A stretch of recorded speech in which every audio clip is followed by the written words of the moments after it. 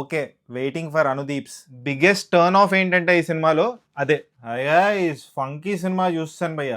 Director Anudeep KV direct చేశారు ఈ మూవీని. విశ్వక్ సేన్ ఇంకా కయాదు లోహార్ ఈ సినిమాలో మెయిన్ లీడ్స్.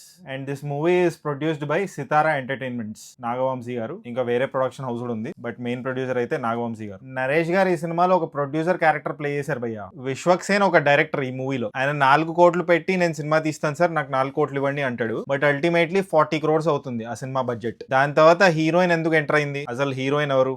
విశ్వక్ సేన్ తీయాలనుకున్న సినిమా తీసాడా? ఫంకీ సినిమా స్టోరీ ఇదే భయ్యా. ప్లాట్ చాలా వేఫర్ థిన్ గా ఉంది కదా. సో ఇలాంటి వేఫర్ థిన్ స్టోరీ లైన్స్ కి ఎక్స్ట్రాడినరీ ఎంటర్టైన్మెంట్ ఉండాలి సినిమా జనాలు లాస్ట్ దాకా చూడాలంటే. బట్ అన్ఫార్చునేట్లీ ఈ సినిమా అక్కడక్కడ నవ్విస్తుంది కానీ చాలా యావరేజ్ ఫస్ట్ హాఫ్ అనిపించింది నాకు. ఏంటి ఇంటర్వెల్ కార్డ్ అప్పుడే వేస్తాడా, అసలు ఏం జరిగింది ఫస్ట్ హాఫ్ లో అని అనిపించింది నాకు ఇంటర్వెల్ కార్డ్ పడ్డప్పుడు. ఆనెస్ట్ కన్ఫెషన్ ఏంటంటే భయ్యా, అక్కడక్కడ నవ్వుకున్నాను నేను. టిపికల్ అనుదీప్ కేవి హ్యూమర్ ఉంటుంది, పంచ్ లైన్స్ ఉంటాయి. బట్ ప్రాబ్లం ఏంటంటే అనుదీప్ కేవి గారి సినిమాలో ఇలాంటి హ్యూమర్ చాలా రెపిటేటివ్ అయిపోతుంది. అయినో మూవీ టీమ్ కూడా ప్రామిస్ చేసింది అదే, స్టోరీ ఉండదు ఏముండదు, మీరు జస్ట్ నవ్వుకుంటారని. బట్ ఆ నవ్వులు సరిపోలేదు. చెప్పా కదా, నాకైతే థియేటర్ లో చూడాల్సిన సినిమా అనిపించలేదు. సాంగ్సే అది ఈ సినిమాలో క్లైమాక్స్ కూడా చాలా అబ్రప్ట్ గా ఎండ్ అయిపోతుంది భయ్య. భీమ్ సాంగ్స్ ఇంకా బ్యాక్గ్రౌండ్ స్కోర్ గురించి ఈ సినిమాలో ఎంత తక్కువ మాట్లాడుకుంటే అంత మంచిది. సాంగ్స్ ప్లేస్మెంట్ కూడా బాగాలేదు భయ్య. కట్ చేస్తే వచ్చేస్తుంటే fag end of the movie ఒక ఐటమ్ సాంగ్ వస్తుంది, హీరో హీరోయిన్ కలిసి చేస్తుంటారు. వామ్మో, ఆ సాంగ్ అయితే వర్స్ట్ టు ద కోర్. ఇప్పుడు పర్ఫార్మెన్సెస్ విషయానికి వస్తే నాకు ఏమనిపించింది అంటే ఈ సినిమా చూస్తున్నంత సేపు Anudeep is a better performer. ఆయనే ఈ సినిమాలో హీరో లాగా చేయాల్సింది.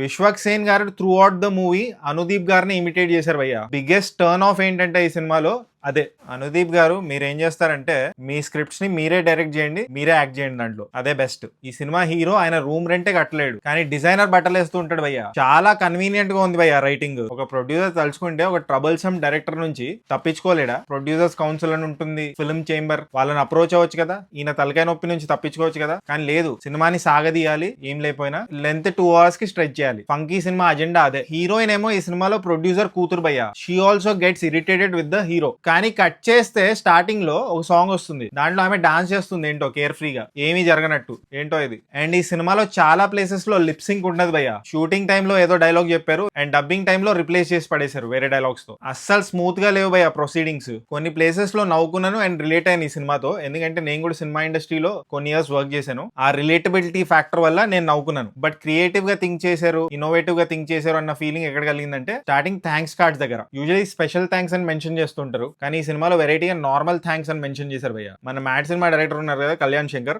ఆయనకి నార్మల్ థ్యాంక్స్ చెప్పారు భయ్య. ఓకే, ఇక్కడతో ఆపేస్తాను, మళ్ళీ లెందీ అయిపోతుంది. ద బాటమ్ లైన్ ఇస్, నాకు ఏ కోసానా at the end of the film ఈ సినిమా థియేటర్ వర్దీ మూవీ అని అనిపించలేదు. ఇది నా ఫీలింగ్ అబౌట్ ఫంకీ మూవీ భయ్య. ఇంకా మీరే చూసి డిసైడ్ అవ్వండి మీకు ఎలా అనిపించిందో. సో ఫైనలీ ఈ సినిమాకి నేను ఇచ్చే రేటింగ్ 1.76 టమాటోస్ భయ్య. Okay, waiting for Anudeep's next movie, sorry next interview. ఒకవేళ మీరు ఈ సినిమా చూస్తుంటే మీరేం టమాటో ఇస్తారో కామెంట్ చేయండి. అండ్ జస్ట్ ఇన్ కేస్ ఇంకా సబ్స్క్రైబ్ చేసుకోకపోతే సబ్స్క్రైబ్ చేసుకోవచ్చు కదా. పుచ్చు పుచ్చు.